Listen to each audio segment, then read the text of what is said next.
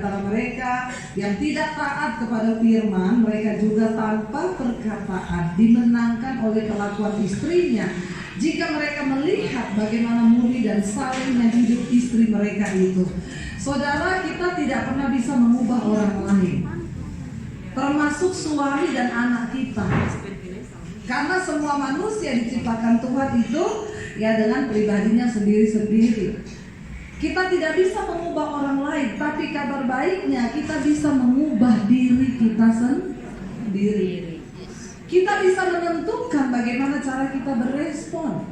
Kita bisa menentukan bagaimana kita menjadi kuat sebagai seorang wanita.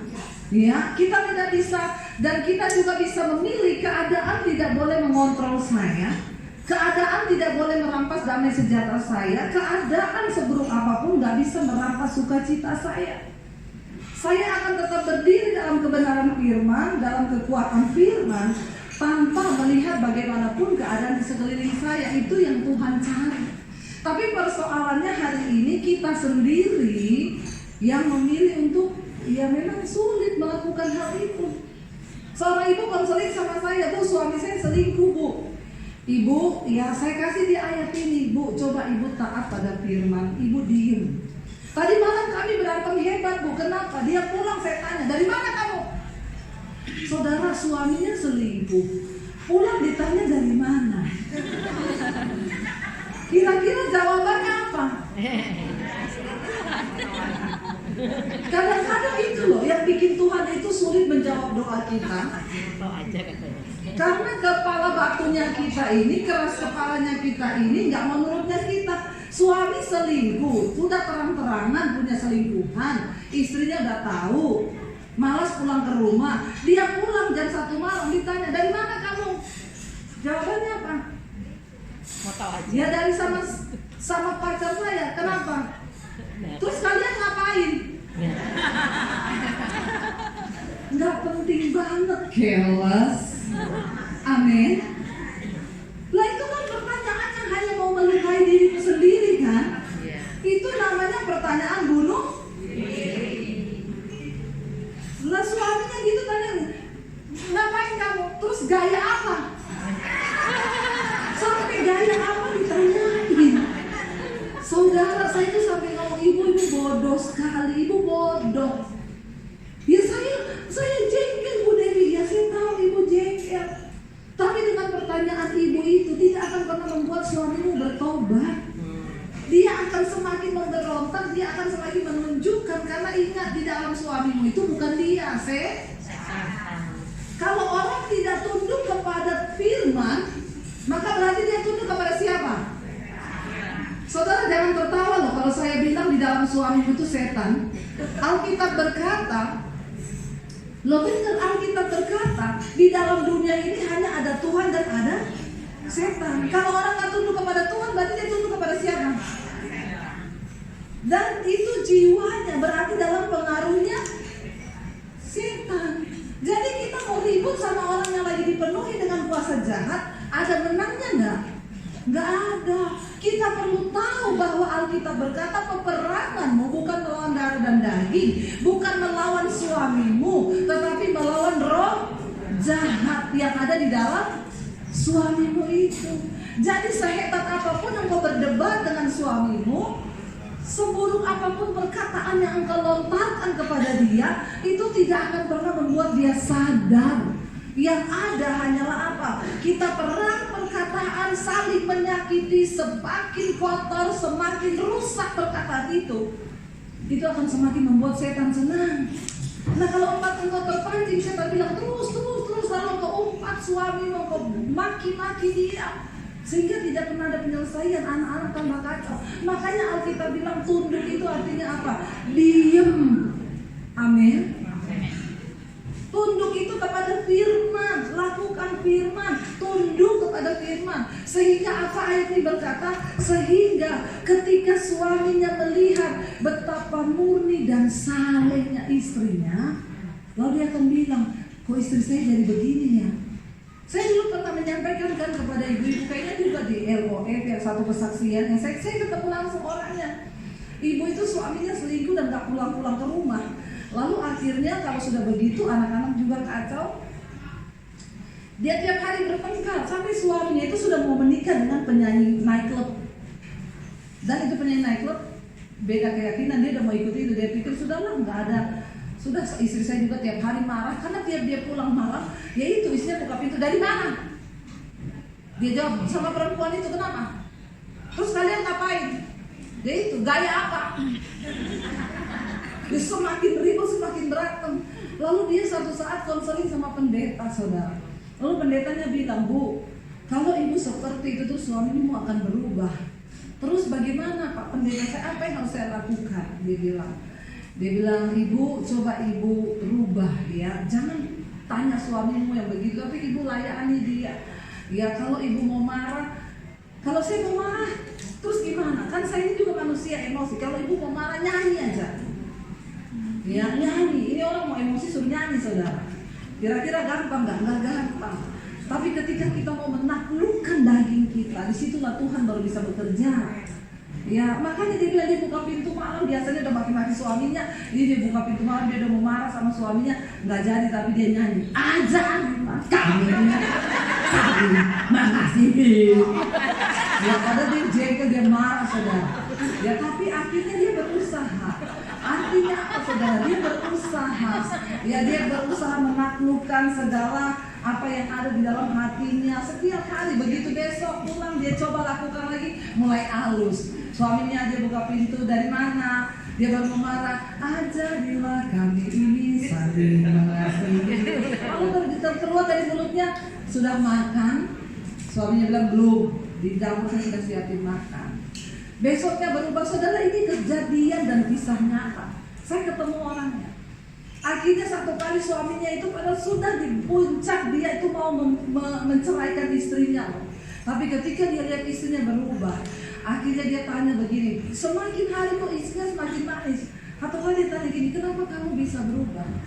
Apa yang membuat kamu bisa berubah? Kamu gak marah saya pulang malam, kamu siapin saya air hangat untuk saya mandi.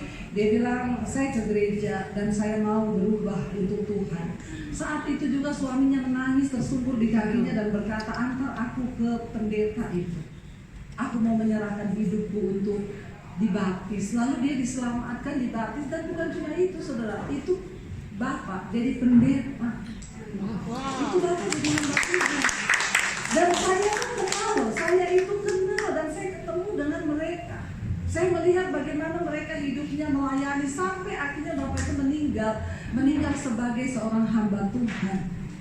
Lama Tuhan izinkan puluhan tahun mereka melayani bersama. Nggak ada perkara yang mustahil. Tapi kita harus mengerti cara kerja iblis, ya, bagaimana kita ini supaya bisa berubah. Nah sekarang saya pengen kita belajar bagaimana menjadi istri yang tunduk kepada suami, ciri-cirinya apa juga, saudara. Alkitab juga bilang apa. Ayat yang berikutnya dikatakan, ini sih agak tidak enak ya, coba kita baca. Perhiasanmu, 1 Petrus pasal 3. Kita baca kayaknya ayat yang ketiga sekarang ya. Baca sama-sama yuk. Buka Alkitab, jangan buka foto, buka Alkitab. Lagi ibadah juga ada yang foto-foto ya. Jangan foto-foto dulu, perhatikan sama firman Tuhan dulu ya. Buka Alkitab, ya 1 Petrus 3. Ayo kita lihat bersama ya. Sekarang kayaknya ayat yang ketiga, benar perhiasanmu. Ya baca bersama 1, 2, 3. Perhiasanmu jangan secara lahiriah, yaitu dengan mengepang-epang rambut, memakai perhiasan emas atau dengan menggunakan pakaian yang indah-indah.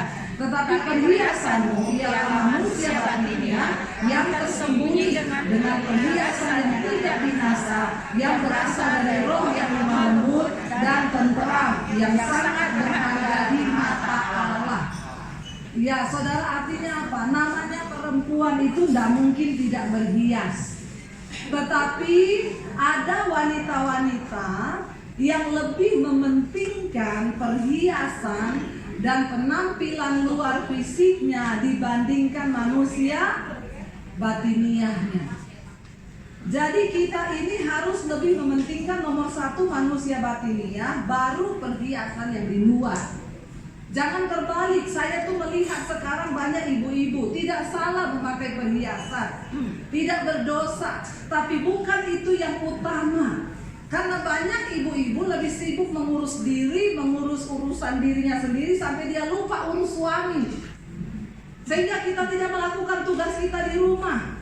Sehingga kita tidak menjalankan kewajiban kita dalam rumah tangga. Sebagai wanita, sebagai istri, sebagai ibu, mari kita jalankan dulu tugas dan kewajiban kita di dalam rumah. Barulah kita bisa memenangkan, melayani suami dan anak-anak kita. Kalau sebagai wanita kita tidak menjalankan tugas kita dalam rumah tangga sebagai ibu yang baik dan istri yang baik, tidak mungkin rumah tangga kita akan dipulihkan. Makanya Alkitab bilang nomor 1, mari kita bangun dulu manusia batinia, yaitu perhiasan yang tidak binasa yang berasal dari roh yang lemah lembut dan tenteram. Seorang istri dalam rumah itu harus membawa ketenteraman dan damai sejahtera. Apakah itu sudah kita miliki dalam hidup kita?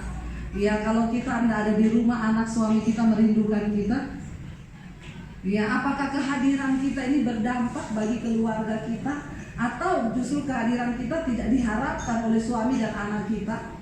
Saudara, mari kita memiliki roh yang lemah lembut. Ya, roh yang lemah lembut itu artinya apa, saudara? Hatimu terbuka untuk firman Tuhan. Ya, itu nomor 1. Saudara, hatimu harus menghormati firman, terbuka untuk firman. Ya, saya lihat ibu-ibu di sini ya, saya bisa lihat muka-muka yang merespon firman Tuhan dengan benar dan mana yang tidak. Saya tahu dan saya lihat dan Tuhan juga melihat. Maaf, ada orang-orang yang tidak mau merespon firman. Mending engkau keluar, engkau usah ibadah. Buat apa saudara datang ke sini kalau saudara tidak merespon firman? Engkau menghina Tuhan, firman Tuhan. Kalau kita mau menerima firman Tuhan, itu yang akan mengubahkan hidup kita. Tapi kalau orang rohnya iblis dalam dirinya, dia nggak mungkin bisa meresponi firman. Dia mengecilkan firman. Ya, dia tidak mau saudara menangkap sesuatu yang ini saya dapat apa ya dari khotbah ini ya. Firman apa yang bisa saya bawa pulang, saya resapi dan saya lakukan supaya hidup saya ini berdampak. Dan orang-orang seperti itu saya yakin dalam rumah tangga mungkin tidak berdampak. Orang-orang tidak menghargai firman Tuhan, nggak mungkin hidupnya berubah. Hidupmu itu akan jadi masalah di dalam rumah tangga, dalam keluarga, di keluarga besar, bahkan di pertemanan. Banyak orang-orang itu yang menjadi toksik, jadi racun, saudara. Kita harus mulai dari mana? Buka hatimu bagi firman. Ketika kita buka hati bagi firman, disitulah hidup kita ini bisa berdampak bagi banyak orang. Terutama bagi siapa? Nggak usah muluk-muluk. Suami dan anak kita dulu di rumah. Apakah kita menjadi ibu yang baik buat anak-anak? Apakah kita menjadi istri yang baik buat suami kita? Jangan cuma kelihatan wah di luar, pun pakai perhiasan yang luar biasa, mengepang-ngepang rambut, semua sudah ya ke salon seminggu 3 kali, ya pedicure, manicure, semua cure. Tapi kalau kelakuanmu tidak berubah, percuma. Ya, setan gak pernah takut orang rajin ke gereja. Setan gak pernah takut orang dengerin khotbah. Setan yang takut ketika hatimu terbuka bagi firman. Seperti kesaksian tadi yang ngomong, aku mau praktekkan firman ini. Apakah firman ini benar-benar terjadi?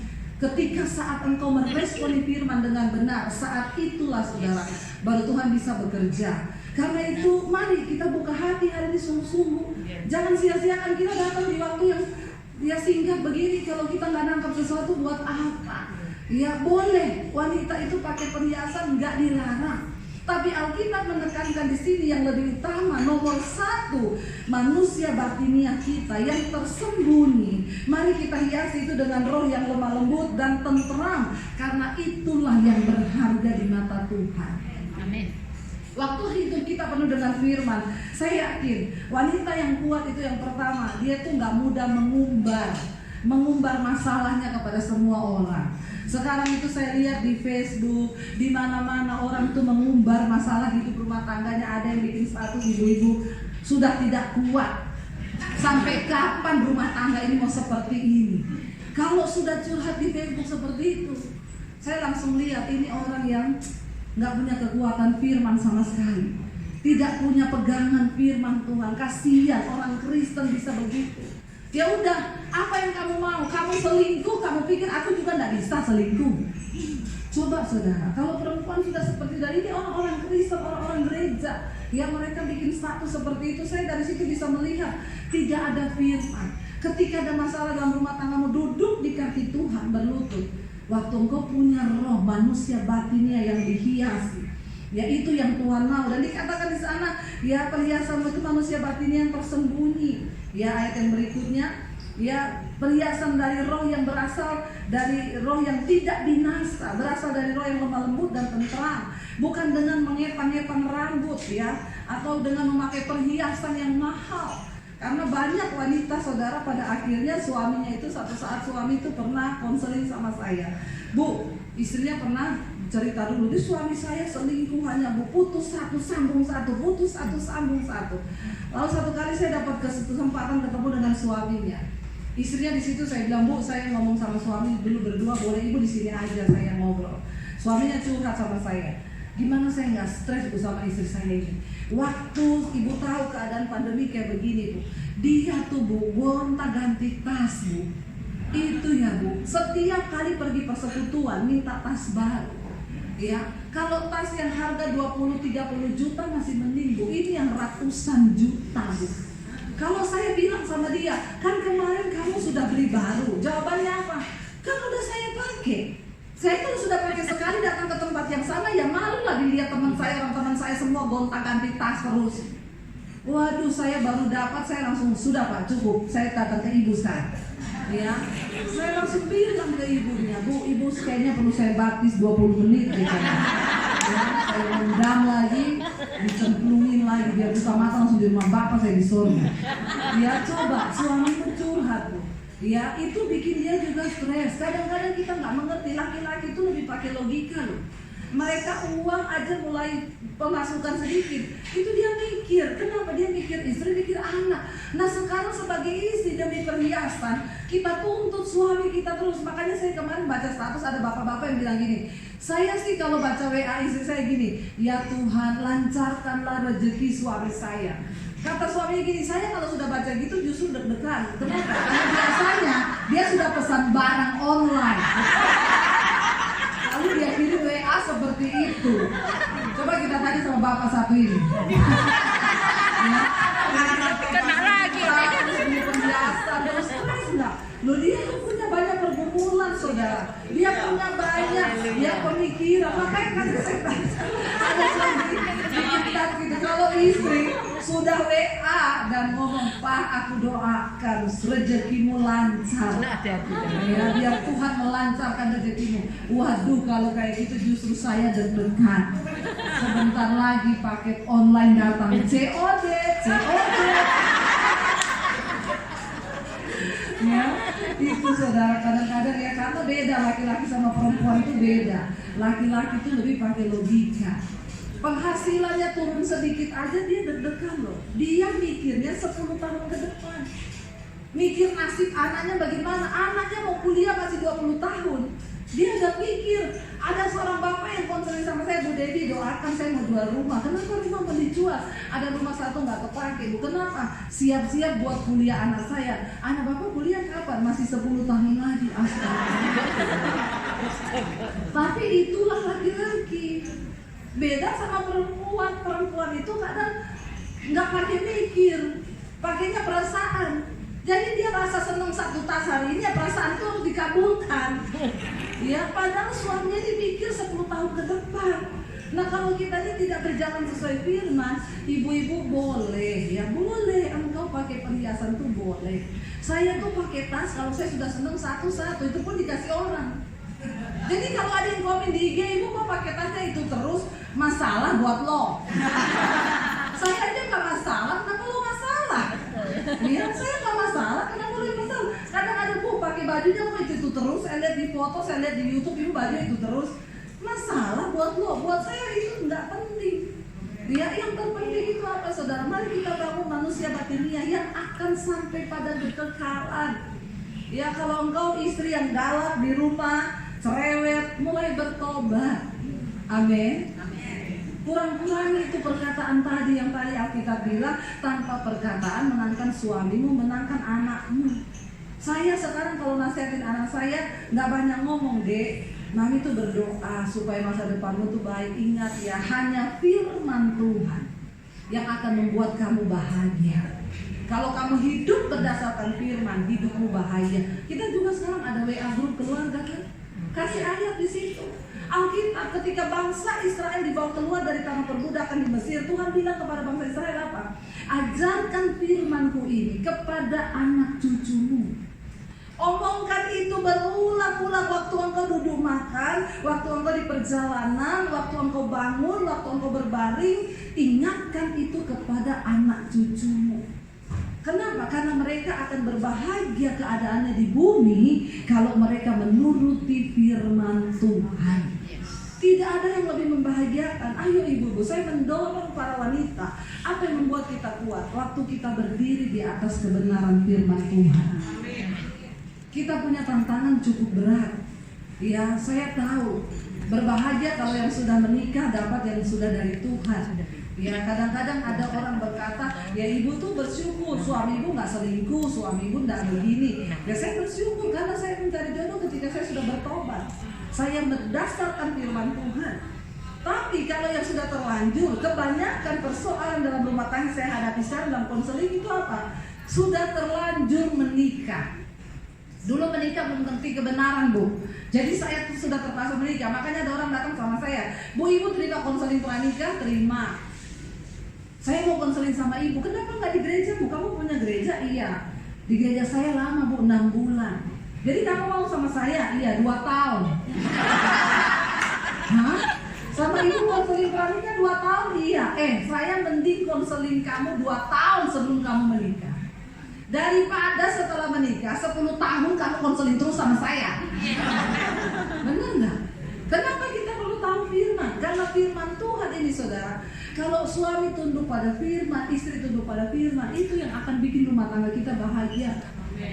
Tapi yang ada kan kita ngotot-ngototan. Kita mau suami ikut maunya kita, suami mau kita ikut maunya dia. Kenapa? Karena engkau tidak mengerti firman. Saya dan suami saya tidak cocok. Kami datang dari latar budaya yang berbeda. Dia Solo, saya Solosi. Tapi apa yang membuat kita cocok? Cuma firman. Saya kembali ke firman, suami kembali ke firman. Tolak ukur kita firman. Dan kenapa itu bisa terjadi? Kami sepakat karena suami percaya kepada Tuhan, firman-Nya, saya pun percaya kepada Tuhan dan firman-Nya. Makanya kita taruh harapan kepada firman Tuhan. Karena kami tahu tanpa firman Tuhan kita nggak mungkin bahagia. Waktunya sudah habis lagi. Haleluya. Ya, ayat yang berikutnya berkata di sana apa? Sebab demikianlah cara perempuan-perempuan kudus dahulu berdandar, yaitu perempuan yang menaruh harapannya kepada Allah. Mereka tunduk kepada suaminya, sama seperti Sarah, taat kepada Abraham dan menamai dia Tuhannya. Dan kamu adalah anak-anaknya jika kamu berbuat baik dan tidak takut akan ancaman. Kalau kita hidup dalam kasih yang sempurna itu melenyapkan ketakutan. Ayo ibu-ibu, berjuanglah buat rumah tangga kita. Berjuanglah bagi anak-anak kita. Karena kita percaya ya bahwa hanya di dalam Tuhan, dalam firman-Nya itu ada kekuatan bagi kita. Yuk kita bangkit berdiri bersama.